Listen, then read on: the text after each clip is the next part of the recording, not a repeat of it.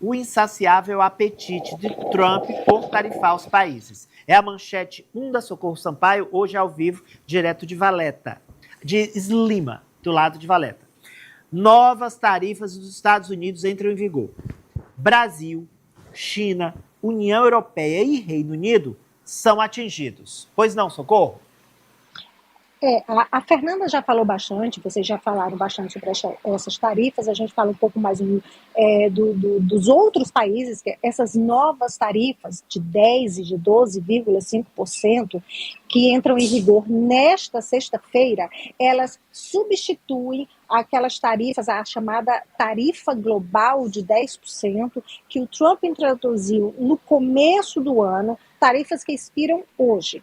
Essas tarifas anunciadas ontem, elas atingem 60 parceiros comerciais dos Estados Unidos, que inclui grandes economias. Como que já foi citado? O Brasil, a China, o Reino Unido, a Índia, a União Europeia como um bloco. E esses países, eles representam 99%, gente, tudo, 99% das importações americanas, dados do próprio governo americano. Alguns produtos ficam isentos, como petróleo, gás, fertilizantes. O governo americano alega que os países tarifados falham no combate ao trabalho forçado e que os Estados Unidos proíbem importações de produtos associados a esse tipo de trabalho. A reação mundial foi imediata. A China declarou que se opõe a qualquer forma de tarifa unilateral e nega que haja trabalho forçado no país. E isso é uma desculpa que os Estados Unidos usam para manipulação política. E aí um parêntese, vários grupos de direitos humanos afirmam que há sim trabalho forçado na China. Um parêntese. Japão e Austrália dizem que essas tarifas são injustificadas. A União Europeia meio que ficou no lucro, porque essa tarifa de 10%, ela chega até a ser menor do que a tarifa anterior, que poderia chegar a 15%. Mas a chefe da diplomacia da União Europeia, a Kaja Kallas, disse que alegar trabalho forçado foi um choque para ela. Ela disse que não faz sentido se comparar, se as pessoas forem comparar as leis trabalhistas e a proteção aos trabalhadores aqui na União Europeia com as leis trabalhistas nos Estados Unidos. Ari. Socorro.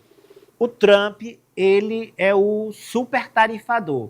E é engraçado, é que ele, assim, não há um critério, né? Porque o próprio Narendra Modi, que já disse várias vezes que é fã do Trump, ele taxou a Índia.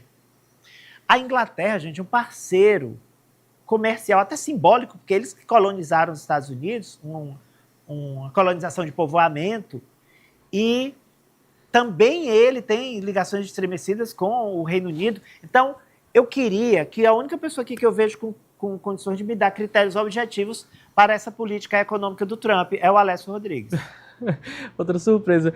Ari, na verdade a gente tem um caráter, um aspecto muito mais político, e aí eu falo especificamente do Brasil. Com relação às outras nações, eu já vejo como aquele aspecto não só do Trump, mas de qualquer que seja o presidente norte-americano. Pensar em si primeiro, segundo e terceiro lugar. E eu acho que, na verdade, esses critérios que ele tem adotado, ou pelo menos essas desculpas que ele tem adotado, é justamente para tentar passar essa imagem para o mundo de que ele não está fazendo de acordo com as vontades pessoais dele, ou voz da cabeça dele, ou simplesmente para tentar, nesse momento, fazer até mesmo, quem sabe, uma cortina de fumaça, já envolvido em alguns conflitos, como no Irã, por exemplo.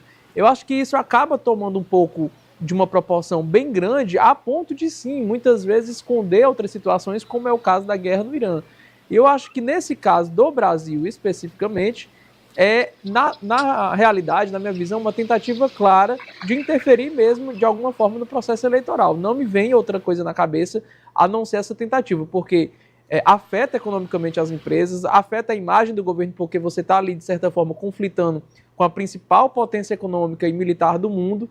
Então, no nosso caso em específico, eu vejo dessa forma. Já há uma interferência pré-eleitoral nesse período de pré-campanha mesmo aqui no Brasil, e com relação aos outros países, é mais uma questão de protecionismo exacerbado que os Estados Unidos já mantém historicamente e agora reforça mais uma vez. Agora, o que me chama a atenção, Denis, é que em relação à União Europeia, por exemplo, eu sei que essa é uma política do Trump, que é de conseguir concessões dos países que ele sobretaxa, né? Então, faz até algum sentido nesse aspecto. Ele sobretaxa e consegue concessões, e aí renegocia. Ele sobretaxa, consegue concessões e renegocia. Mas a União Europeia me parece muito condescendente, porque ele sobretaxou a União Europeia. Ao invés de a União Europeia falar grosso, eles fizeram uma série de concessões que a Socorro trouxe aqui à época, que eu lembro. Concederam a maioria dos pedidos do Trump. E aí ele aguardou um tempo e mais sobretaxa. Aí fica complicado para a União Europeia e bom para o Trump, né? Olha, Ari, chama atenção, o Alessio levantou uma tese aqui com relação à questão do Brasil.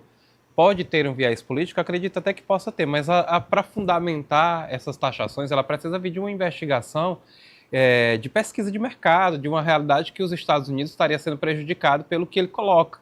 Né? Assim como aconteceu na seção 301, em que teve aquela situação relacionada ao Brasil. Chama atenção, desses países que a gente citou, né? Tanto, no Brasil a gente tem alguns casos, sim, de trabalho forçado, a gente, vez ou outra, a gente acompanha alguns casos. China, a Índia, né, como você bem colocou. Agora chama atenção, União Europeia e o Reino Unido, né, que não é muito comum a gente escutar aqui no Brasil de que esses países possam fazer esse tipo de prática para poder prejudicar, né, o mercado. Porque a sensação que nós temos aqui no Brasil é de que as pessoas vão para a Europa, recebem euro e têm um trabalho que, teoricamente, tem ali a qualidade de vida levada em consideração, que, pelo que o Trump coloca diante dessa investigação feita pelos Estados Unidos, também há trabalho forçado nesses outros locais onde a gente não tem um costume de ver. Eu fico pensando, Socorro, para devolver para você e em seguida eu chamo sua segunda manchete ainda sobre o Trump, se ele se auto-sobretaxasse. Por quê? A gente sabe que há exploração dos imigrantes nos Estados Unidos, com trabalhos forçados análogos à escravidão, sem direito nenhum, inclusive imigrantes que pagam impostos. Mas ele não vai se auto-sobretaxar, não, né? Aparentemente não, né, Ari? Olha, sobre esse trabalho forçado aqui na União Europeia, sim, existe. Há casos. Não é comum, mas há casos. Mas o Trump, ele está aí, ele impôs essas tarifas baseado numa lei.